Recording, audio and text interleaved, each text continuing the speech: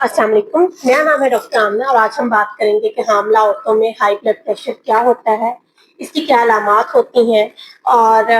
इसकी क्या-क्या वजूहात हो सकती हैं, कौन सी औरतें हैं जिनके अंदर ये खतरा होता है कि हमल के दौरान उनका ब्लड प्रेशर जो है कुछ ज़्यादा हो सकता है। सबसे पहले अगर हामला औरत का ब्लड प्रेशर जो है वो सिस्टोलिक जो है वो 135 या 135 और डायस्टोलिक 85 या 85 से ज़्यादा है,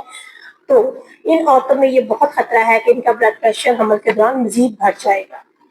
तो और इसके अलावा और बहुत से रिस्क फैक्टर हैं, जिस तरह से किसी भी औरत का अगर पिछले हमल में ब्लड प्रेशर तेज होता है तो नेक्स्ट हमल में भी चांस होगा कि उसका ब्लड प्रेशर तेज हो सकता है।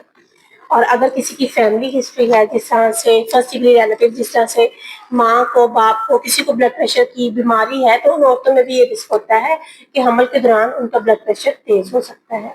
और अगर औरत की हमल के वक्त उम्र जो है वो 35 साल से ज्यादा है या 18 साल से कम है, दोनों ही ग्रुप्स के अंदर ब्लड प्रेशर तेज होने के चांसेस जो है वो बढ़ जाते हैं। और किसी का अगर वेट ज्यादा है, जो है ज्यादा वेट, जिस तरह से BMI 30 है, जिस तरह 80-85 का वेट है, तो इन औरतों में भी ब्लड प्रेशर ज्यादा होने के चांसेस जो है हमल के दौरान बढ़ जाते हैं। अब जो ब्लड प्रेशर जब ज़्यादा हो जाता है, तो जब भी आप अपनी डॉक्टर को चेक करवाने जाएँगे तो हर विज़िट पे ब्लड प्रेशर ज़रूर चेक होगा। जिन औरतों का ब्लड प्रेशर ज़्यादा नहीं भी होता, उनका भी ब्लड प्रेशर हर विज़िट पर चेक किया जाता है, ताकि अगर पेशेंट का ब्लड प्रेशर ज़्यादा है, तो पहले से उसको ऑब्ज़र्व किया जाए।